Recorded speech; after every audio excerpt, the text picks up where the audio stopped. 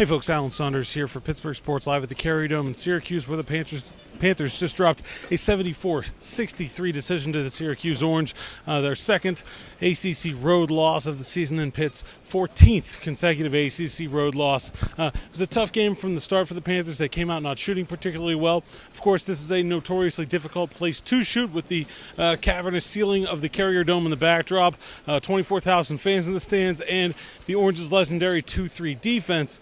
But Pitt did come back. They went on a nice run towards the end of the first half, finished the first half on a 9-0 run, and went into the halftime break trailing by just 3, but then a 22-4 Syracuse run in the second half helped the Orange separate. The Panthers were never able to recover. They did shorten the lead down the stretch, went to a full court press. Certainly no give up in these young Panthers, but a humbling defeat, one that head coach Jeff Capel said finally showed some frustration from the young Panthers. He said they had bad faces and that they let their poor offensive play turn into some sloppy defense.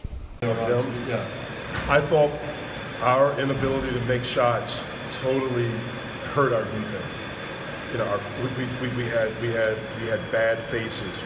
We were just, you know, we were just out. You know, it was just we couldn't see the ball go in the basket.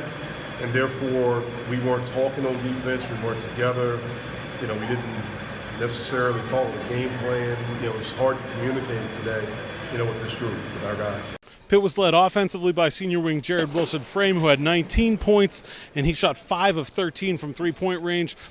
In this game against this team, someone is going to have to be able to shoot over the top of the zone. With Pitt, it was no question that was going to be Wilson-Frame, even though he wasn't part of the starting lineup and hasn't been shooting all that well as of late. But he came through with a big performance in this one, and it's hopeful that whatever issues were bothering him are behind him, and he'll be able to continue to be a productive shooter for the Panthers going forward in conference play. Jared, did you kind of figure after playing against this team last year a couple times that someone needed to be able to shoot over the zone occasionally? It was probably going to have to be you. Yeah, I had to talk.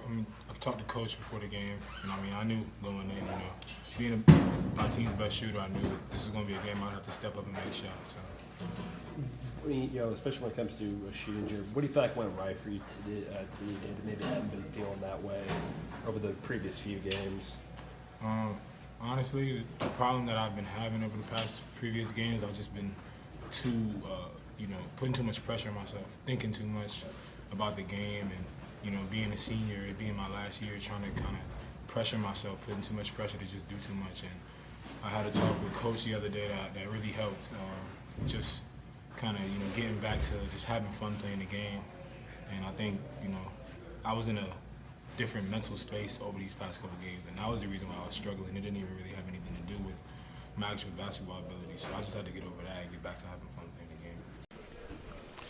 As part of that 22-4 Syracuse run, the Panthers got plenty of stops, but they also turned the ball over plenty themselves, something that has plagued this young team throughout the season.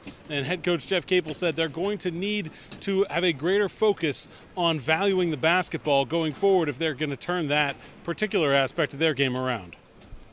I thought our inexperience and immaturity really hurt us. To start the second half, I think we got 5 straight stops, and we scored first, and I think it was a 1-point game, but then after that, the first 4 minutes, we had 5 turnovers. And again, our inability to value the basketball is something that hurt us. Now, this one was different because this is a different style than we're accustomed to playing, and with a lot of young guys and guys first time, 4 guys in your lineup, in our lineup, starting lineup, it's the first time playing against Syracuse.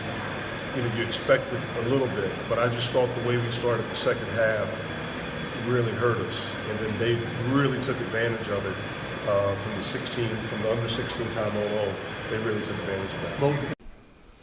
That's all from Syracuse, New York. I'm going to run home to beat the snow there, if it's snowing at all in Pittsburgh.